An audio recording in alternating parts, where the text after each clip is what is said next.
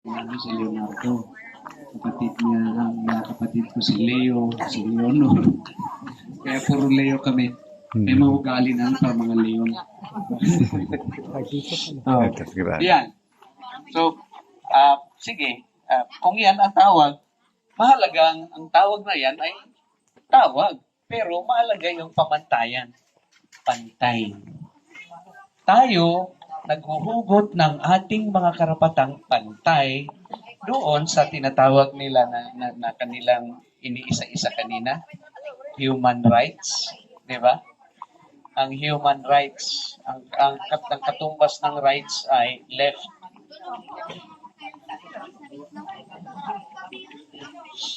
Rights, human rights, karapatan. Ang karapatan lalo ng pantao ay hindi pwedeng hatiin. Sabi niya, karapatan na lang ng paa. Karapatan ng ulo. Hindi, isang buo. Kunin mo ang buo o wala kang kukunin. Hindi pwedeng hatiin yan. So kaya sabi nila, pag karapatan ng pinag-uusapan, indivisible ito. Hindi pwedeng hatiin. Kaya ang tawag nila rito, dito humugot ng Universal Declaration for Human Rights. No? Naniniwala ba kayo sa hangin? Ha? Ang taong sobra sa hangin ay ano? Mahangin. Oh. Pero hindi niyo ba alam na subukan nga nating sumipol tayong lahat? Sipol lang na. Kaya? 1, 2, 3. Ang iba daw sungaw. Basta wag lang dito sumungaw. Okay lang doon. Sungaw. Ano? Oh. Pero ang tanong ko, bakit pag sumipol kayo, mayroong hangin na dumadating? Ha? May paliwanag niyo na ba yan? Ang paliwanag niyo hindi. Hindi. Pero naniniwala kayo na pag sumipol tayo, may hangin na dumadating? Ha? Minsan?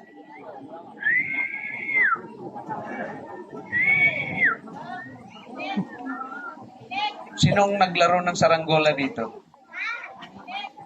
Halos lahat tayo, no? Oh, naglaro ng saranggola. Na pagka, sa kabilog, ati bungbong luto ang, burano, sa kabilog di yung, pagchula na eh! Pagchul ba? Kakaya chula ni mga nginaray abot. Hindi ka daw sumisipol kaya hindi dumadating ang hangin. Sumipol ka naman, sabi ng isa, paano ako sisipol? Di ako marunong sumipol. Yan. Oh. So ito, pag ito nang pinag-uusapan na dapat tayo ito bilang may karapatan na ito, may karapatan ako dito, may karapatan ako dito, may karapatan ako dito. Lahat ito may karapatan ako. Hindi ako pwedeng maliitin sa nang sino man, saan man, dahil ako'y may karapatan dito. Bahagi ako. Kahit hangin, nakikinig sa akin. Yun lang gusto kong sabihin.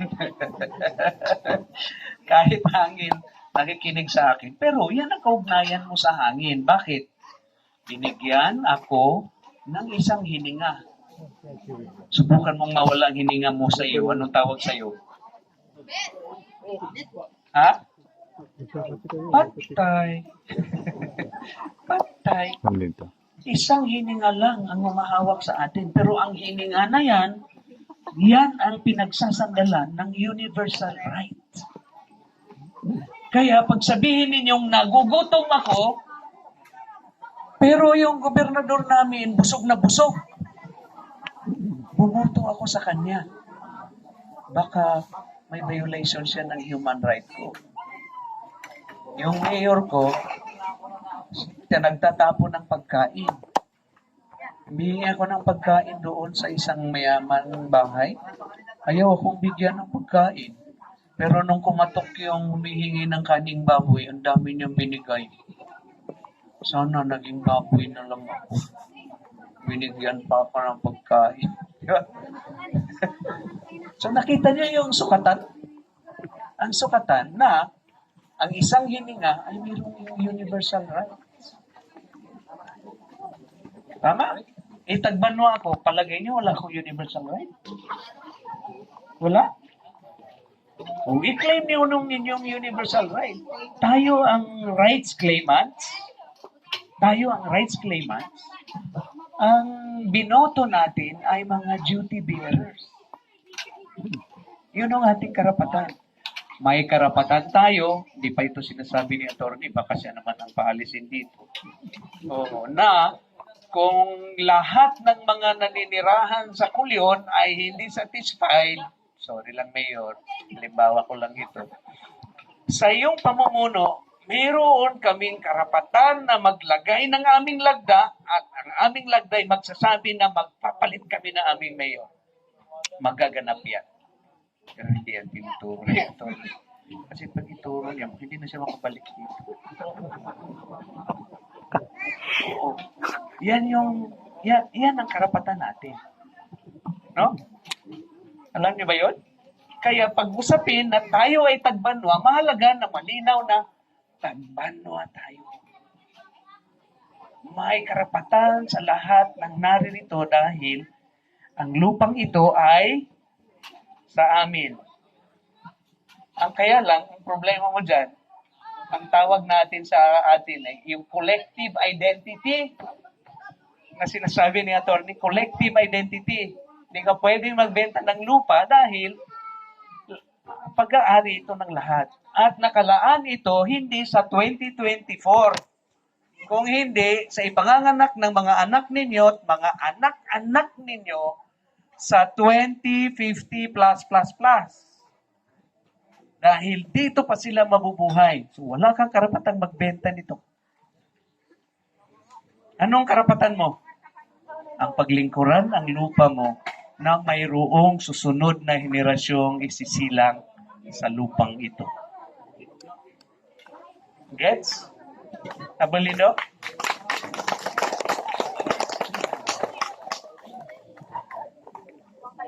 Hindi panaw Kung itawid doon, sino mga batara? Hindi pwede.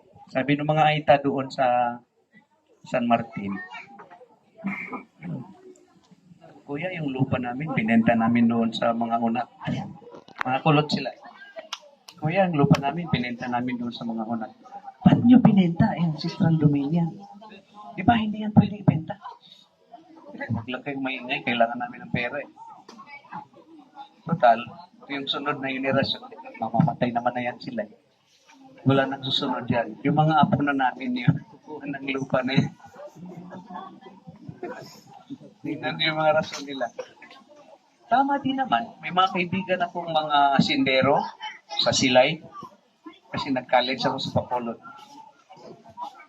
Sabi mga kaibigan ko, mga kaklase ko, mga sindero, sabi nila, Brad, punta sa bahay. Saan ang bahay niyo? Sumama ako sa bahay nila. Ang kanilang CR, sinlaki ng bahay namin. Hindi ako mabubuhay dito sa inyo. Si CR niyo palang bahay na namin. Tapos nasaan na sila ngayon? Wala nang nakatira doon sa bahay nila. Dati, parang sinasanto sila ng mga tao. Yun ang problema nila. Paano nila itataguyod, ipapanatili yun. Samantalang tayo, ang problema natin, paano natin pipigilan yung pagdami natin? Pinipigilan naman tayong dumami dahil pag dumami tayo lalo, nilalong wala silang chance na kunin ng lupa rito. Ganda-ganda pa naman itong gawing gandang resort nito. Ito-drone lang nila yan. Sabi ng ating, ito hanggang doon. Diba?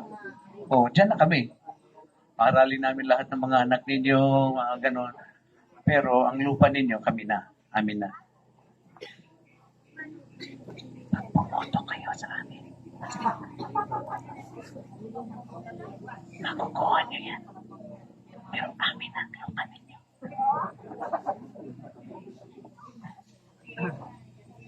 Ayaw nyo, di ba? May kasunod eh. Ganda-ganda na. Hindi kayo yun na. Pag kayo ibigay ka. Di ba, ayaw mo? Kaya nyo ba yun? Pag may nakatutok na ganyan, anong sagot nyo? Sagutin nyo lang, iputok nyo. Ganun lang, iputok nyo. Kasi kami, gaganon lang naman namin. Gusto namin mamatay na agad. Titingin lang kami sa kanan at hihinga ng malalim. Patay na kami. No? Ako lang natuwa. So, ayan. So, pag collective yan, ang tawag talaga sa atin ay kita, tayo, lahat ng plural ay nasa atin.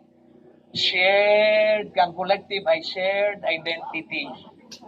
Kaya pag kung saan man tayo nagkita, ay masaya. Bakit? Ay, parang kamukha ng kapitbahay ko yun. Oo. Nagka-problema kami doon sa pagputok ng pinatulog. May ka. Naririnig niyo ba ako? Hindi niyo ko marinig. Ayun na. Mapandimat kasi. Mapandimat ako Kaya anong reputasyon ang kung ano yung may bubuhat. No? Sabi.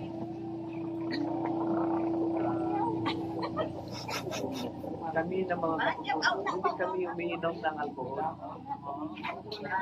Kami aray ng digi. Kaya kung mag-inom kami, mababalon kami. Kung mabalon kami, hindi mo din maglaman ng bulan kung bilog o kung busak. Balon eh. No?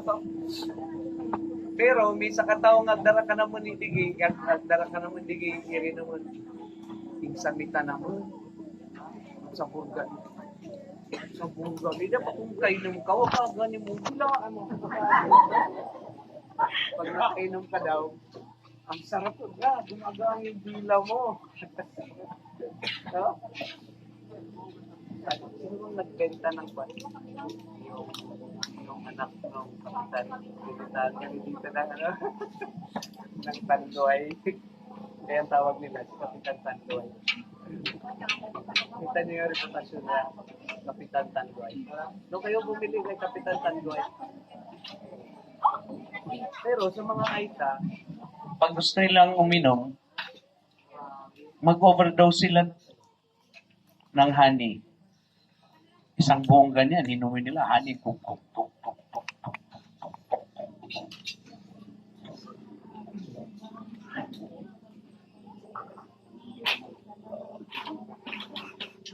Tapos, tumba na. Bukas na ang gising. Oo. Overdose. Sugar. Honey, no? Ang nakakatumba pala yung bubuyog lang naman. Bubuyog lang kayang-kaya siya. So yan ang shared responsibility. Shared. Kung shared identity yan, ang kasunod niyan, yung sinabi ko na shared responsibility. Sinong mag-aalaga? Sino kayang mag-aalaga? Kayo? Tayo. Sino yung tayo?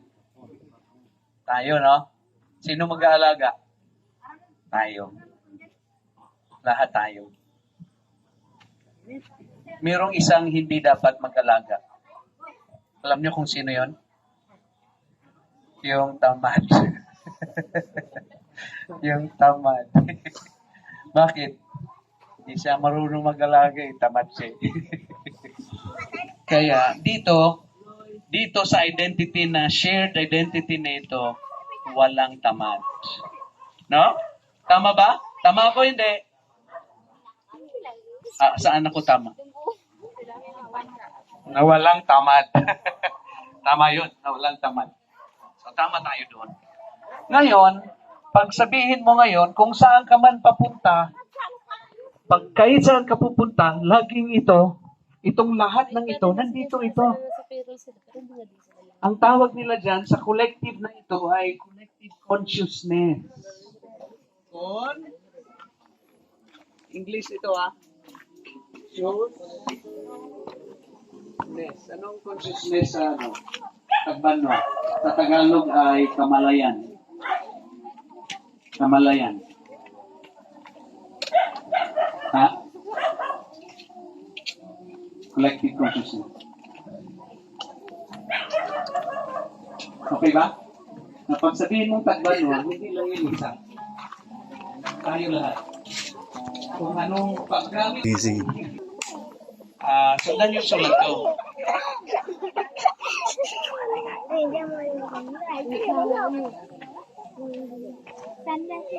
Anong sinulat ko? Ha? Pagkatal. Ano nang naisulat ko? Okay, good. Palagpakan natin sarili natin. Galing. Usay, no? Ano mang oras, titingin kayo doon sa blackboard kahit walang sulat. Anong nakikita nyo? Ha? Blackboard. Oh. Pero doon, na nabasa ninyo na kahit balik-balikin at sino mang makapunta rito at nag-uusap na tayo tungkol sa sinulat kong pinakahuli, walang ibang nakaalam. Sino?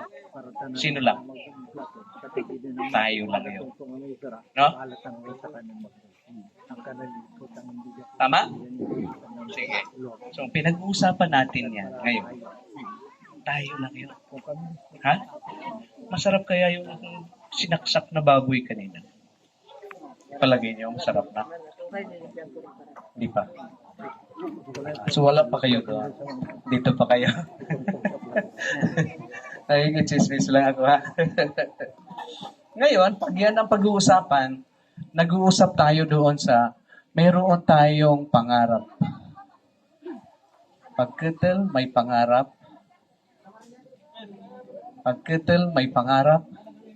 At ang pangarap ng pagkatal, kung ito'y malayo-layo, kung sa Securities and Exchange Commission yan, lalagyan nila yan ng 50 years. Di ba? Sa SEC yan, 50 years ang nakalagay dyan Oh. Tapos, at kung narito tayo sa ating kalagayan ngayon, sa daigdig nating ito,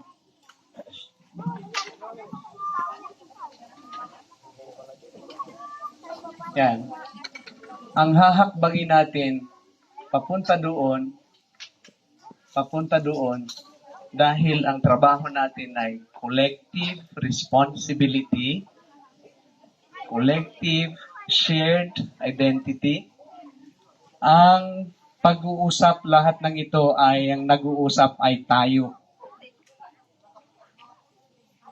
Pasensya kayo, lagi tayong mag-uusap tungkol sa tayo.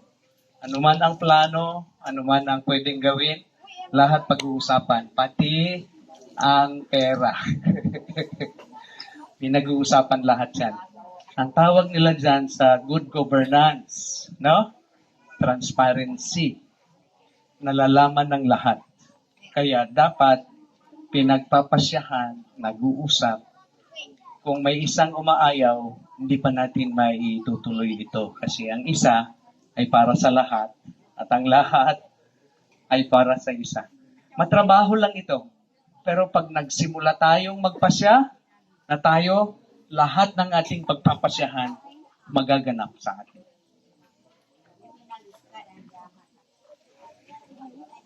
Hindi niyo ako naunawaan. Naunawaan? Hindi.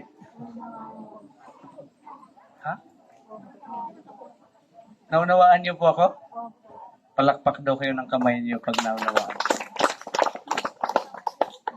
Hindi lahat pumalakpak. Oo. Pero, kung ganyan ngayon, titingnan natin ito. Iiwan ko yung listahan ko kasi Binasa ko yan sa barko, naalog yung aking ulo sa barko. Nakalimutan ko yung iba. Kukwento ko na lang yung pinakahuling bahagi. Alas 8 na kasi, no? Hanggang anong oras ako? Alas 11, gano'n? Ay, hindi. Sanay kasi kami sa alas 4. Sabi nila, mabilis ka po sa alas 4. So, natatapos kami ng 3:59. Miss Father Dick, pag nag-usap kami tungkol sa organizing, alas 2, no? Sige. Narinig niyo sa Biblia si Moses? Hindi. Narinig niyo o nabasa niyo? Oh, kala ko narinig niyo. Oh. Pero ang kwento ni Moses ay alam niyo na naroroon na sa Ehipto yung mga Hebrew. Pagkatapos dahil doon nasa Ehipto sila, biglang natatakot ang paraon na sobrang dumadami sila. Baka kailangang humawak tayo ng kamay na bakal. Lahat ng lalaki ay patayin natin para hindi sila dumami na mas makapangyarihan pa sila sa atin. Yun ang pinanggalingan. Iniligtas ni Miriam ang kanyang kapatid na si Moses. Pinaanod sa itlog at nakita ng prinsesa. Yan ang kwento niya, no? Nakita ng prinsesa at nag-volunteer si Miriam na alagaan niya yung kanyang kapatid doon sa at tinuruan niya ng mga bagay tungkol kay Abraham, kay Isaac, kay Jacob, pababa doon sa ibaba, no? Yan. Hanggang sa dumating ang panahon, nakikita ni Moises yung kanyang mga kababayan na pinahihirapan ng mga Egyptyo hanggang nakakaslak siya ng isang Egyptyo. Kaya na kailangan niya tumalon sa ibang lugar para magtago. O, tinawag siya doon sa burning bush. Sabi ng Moses, Moses, Moses, Moses. Sabi ni Moses, sino ka? Anong sagot? Ang sagot niya ay, I am who I am. Ako ay si ako. Naintindihan niyo ba yun? Anong sabi? Ako ay si ako. Ano ibig sabihin? Ako ay si ako. Ako ay si ako nga. Diba? Pero ito mas simpleng intindihin. Pag may kumatok sa bahay ninyo, anong tanong sa loob? Sino yan? Anong sagot sa labas? Yan lang. Ganun lang. Simple. Ano ibig sabihin nun? Magkakilala na sila noon pa. No? Tinuruan ni Miriam kung sino si Yahweh. Tinuruan ni Miriam si Moises kung sino si Yahweh. Ngayon tinatawag niya na, ako nga ito, Moises, ano ka ba? Nakainom ka lang ng basi. Inom ka lang ng tuba. Kalimutan mo na ako. Ano ngayon ang misyon mo? Ang misyon mo, palayain mo ang ating bayan. Sa Ehipsyo, no? Sabi ni Moses, paano ito? Hindi ako marunong magsalita. Sabi ng Moses, padadalhan kita ng iyong kapatid si Aaron. Mahusay magsalita yun. So si Aaron ang kanyang naging isa. Tagapagsalita. Oo. Hanggang itinapon sila doon sa So ang tawag na yun kay Moses na palayain mo ang aking bayan ay tawag ng YHWH. Ang Hebrew kasi walang J. Kaya lang, nung isinalin sa St. James Version, JHVH. Nilagyan nila yan ng vowel. Sabi nila, dapat ang vowel niyan ay E, O, at saka A. Jehovah. Kaya ang mga Jehovah ngayon, wala silang bansa, wala silang birthday, wala silang dapat ipagdiwang dahil sila ay nanggaling sa tawag ng Diyos. Pandaigdig sila. Saan man sila pumunta, may mga kapatid sila. Kung may nagugutom, pakakainin. Kung walang matirahan, titira sa kapatid. Pero susunod sila sa batas. Gagawa ka ng mabuti lang ang gagawin mo. Wala kang ibang gagawin. Hindi ka pwedeng gumawa ng masama dahil walang masama dito. Pag gumawa ka ng masama, wala ka na. No? Okay na yun, Jehovah. Sila pinakain ako. Sarap ng kinain ko doon. Walang karne. Pareho rin ito. Ito yung Yahweh.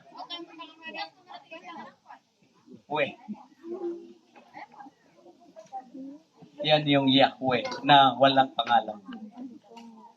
Kaya yung Jesus sa Hebrew, ang tawag sa kanya ay malapit-lapit yan. Yeshua. Yeshua. So, Yeshua. Kung wala ka ng ulam, punta ka sa tindahan. Pabiling Yeshua. Bibigyan ka ng miswa. Diba?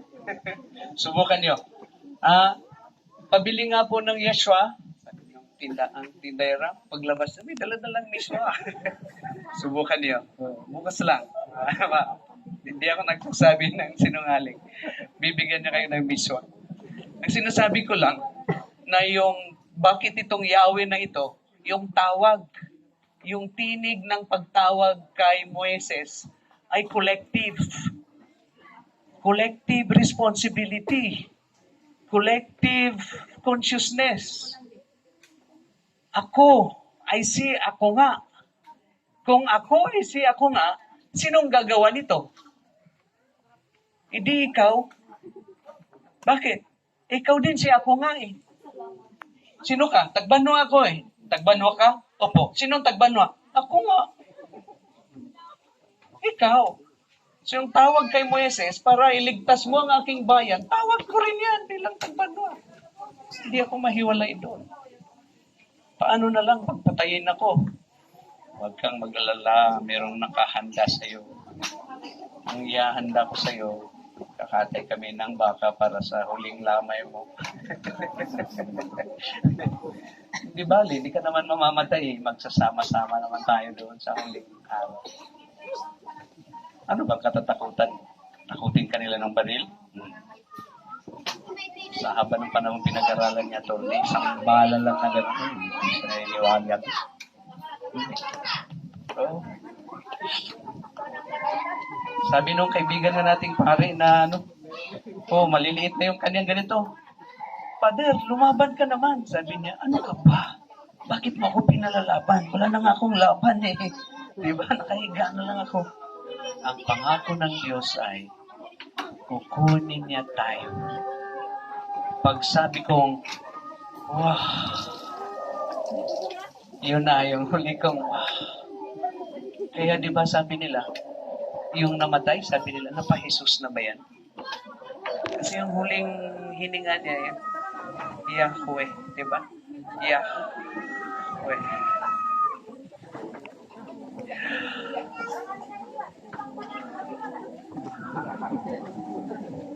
Ayan yung Jesus.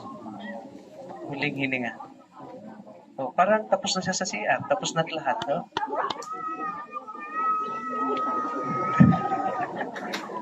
No? Diba? Tatakot ba kayo rin? Tinakot lang kayo dyan. Okay lang po yun. Yung tawag ni Moises dyan, itawag din nating lahat. Itong iiwan ko sa inyo. Ang personal identity, ang identity na yan, ang katiyakan niya na magtatagumpay tayo dahil dala-dala natin yung pangalang tag. Kahit spelling mo pa yan sa ganyan mo pa yan. Ano na sinusulat ko?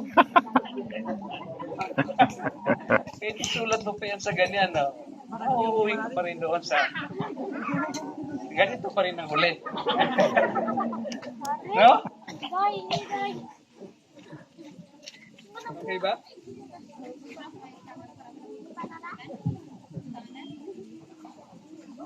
Oh. Baka hindi nyo nakakalimot na may memo utot na tayo. Pero ito, sa akin lang, napakaganda nito na sundan natin, sabay-sabay tayo. Gisingin natin ang ating mga isip na marami tayong magtatagal para sa simula ipagtanggol, Sa ikalawa, paunlarin. Sa ikatlo, payabungin. Sa ikaapat, ipagdiwang. Magdiwang din tayo. Huwag naman yung mukhang laging kamukha ko. Kumusta ka na? Mabuti naman. O bakit ganito mukha mo? Eh, hindi ko alam. Dapat alam mo. No? No. Alam mo rin kung ba't ka natutuwa. Baka ako lang natutuwa.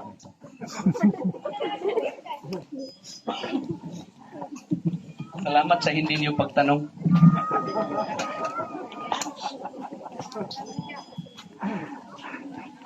Walang tanong di ba? So pag shared responsibility, malinaw sa inyo yan ha. Tayong lahat. Pag collective responsibility, alam niyo yan ha. Tayong lahat. Pag collective consciousness, kailangan ng bawat isa ay masabihan. Tandaan yung sinulat ko doon na tayo lang ang nakabasa. Kasi ang wala rito, hindi nakabasa. Tama? Kaya dapat lagi kayong naririyan. Dahil ang sukatan ng tama at mali ay laging naririyan kayo. Okay lang yun na wala kami. Pero hindi okay na wala kami. Kami bukas patay na. Kayo bukas buhay na. Ganun ano. Maalala niyo isang araw na kayo pala ay may karapatan na mamuno doon sa gitna. Isa sa atin ay may karapatan na ipadala kahit saan. At siya yung magtumindig sa pangalang TAC. Mag-usap tayo doon sa paisdaan natin. Uwi na sila. Total din naman kayo ang gumawa ng isda. Ba't nyo may pagpapawalang manghuli ng pusit? Kayo ba ang gumawa ng pusit? Kung kayo gumawa ng pusit, meron kayong karapatan na pagbawalan kami manghuli ng pusit. Itawagin namin ng pusit dito. Ito yung boundary ng kwan. Tawagin ninyo yung pusit dito banda. Dito kayo manghuli. Andun yung kanila. Di ba? May karapatan pa ba sila? Hindi. Hindi naman silang gumawa ng pusit.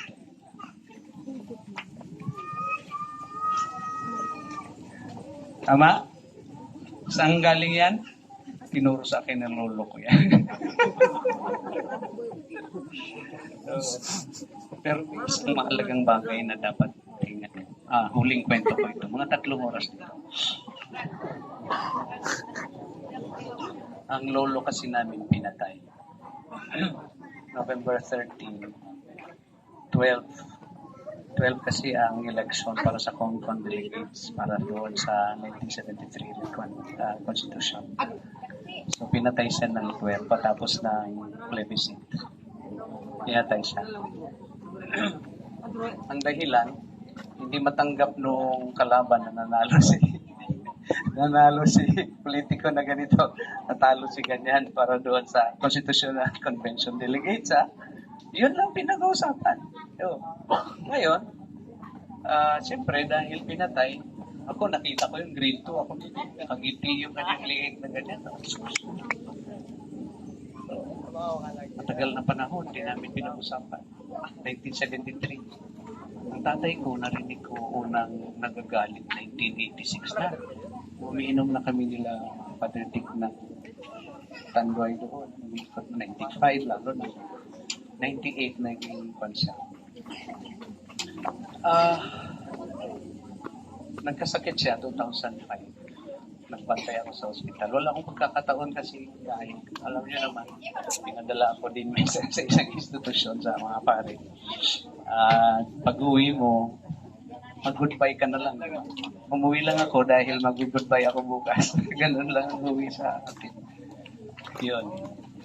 Madali sabi, namatay din sa tatay ng 2009. Ang kwento ay, yung pumatay sa tatay niya, na lolo namin, dumating sa amin ng mga 2002. Nang-umpisal din naman siya sa publiko, hindi sa akin. Hindi sa kung sinong pare. Kasi kung nang-umpisal siya sa pare, hindi sasabihin ng pare. Yun ano. Sabi niya, nag-usap silang dalawa. Nung pumunta siya, ang tingin niya ay, pwede pa bang ipalit yung tao na ito sa buhay na inutang niya? Pinatay niya no? Pero tagal na naman ako. Nung nakita niya, parang hindi naman napukaw yung kanyang galit. Yan pa rin, galit lang siya, hindi na dagdagan. Dumaan lang siya. Tuwing dumadaan siya kasi nung diabetic na siya, kanyang naghahakot siya ng tubig. Binabayaran ng kanyang 1 drum at 3 container. Baka, kinakarga sa karo. Pakaruta na. Dan, natin nasa sakot.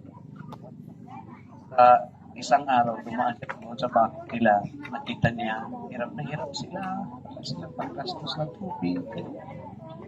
Kaya ang ginawa niya, nagsimula siyang mag-iwan ng isang galon na tubig. Hanggang sa napansin niya ang sarili niya, nagtatanong na siya lagi tuwing dumadaan siya, may tubig pa ba kayo? Nag-iiwan siya ng tubig. Hanggang sa itong tao na pumatay sa lolo, parang sobrang sakit. Masakit ang ginagawa sa kanya ng tatay. Sabi niya, ako naman ang pinapatay mo niya. Di ba mag-usap tayo? Nag-usap sila. Hingi ako ng tawad sa nangyari sa akin. Sabi naman ng tatay, hindi ako ang tagapagpatawad, pero pwede akong magbalita ng patawad para sa iyo. Kung sabi ko yung lahi ko na kinitilan mo ng amo. Yan, sa madaling sabi, nagpatawaran sila. Ay, tapos na, namatay na yung tatay. Sa akin ay kwento niya ito. Ang kanyang mission sa akin ay tulungan mo yung lahi natin na magpatawad. Hirap kayang ituro yung magpatawad. Diba? Paano mo maituturo yun? Kasi nung sinabi ko sa mga kapatid ko at mga kapatid niya, naggalit sila. Yung galit nila, nakita ko yung leon sa kanilang mga mata. Bakit sila nag-uusap? Sabi ko, wala tayong magawa. Nagpatawaran na yung dalawa eh. Patayin nyo na lang yung mga patay na.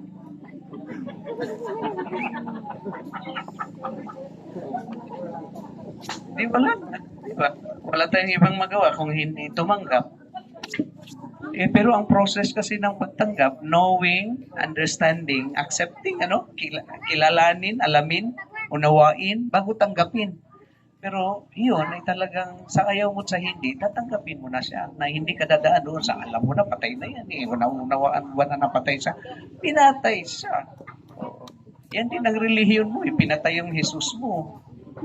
Yung Panginoon mo. Pero pinatawad mo rin. Tinuruan ka niya para magpatawad. Matagal. Pero ang pagtanggal ng ating sarili sa pagkaalipin sa galit ay pagpatawad din. No? Hindi ko kayo tuturuan magpatawad. Si Father Dick yung magtuturo sa inyo. Si attorney ang magsasabi sa inyo na bago natin patawarin, hanapin natin ang katarungan.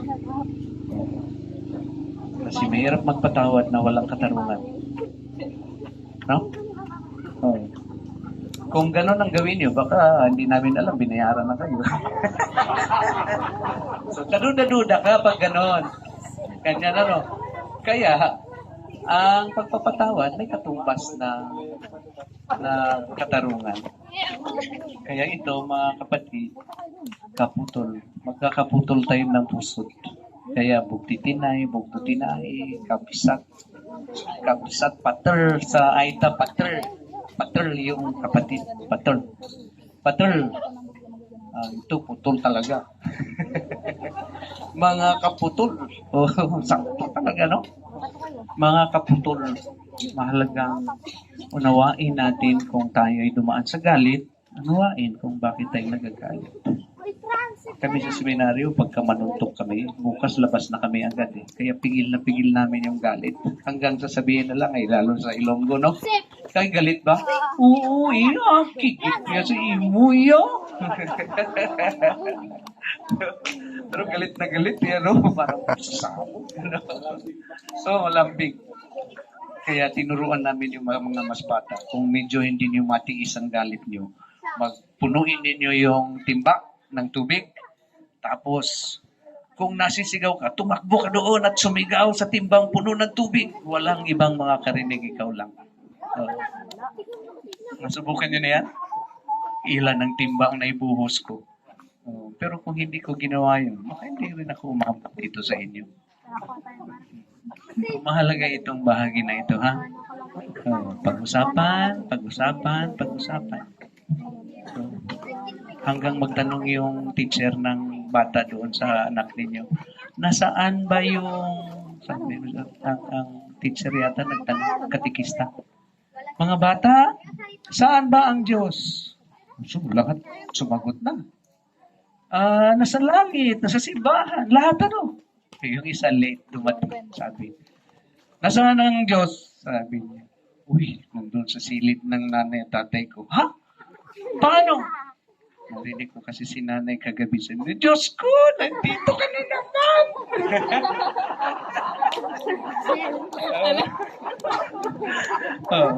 Salamat po. Magandang gabi.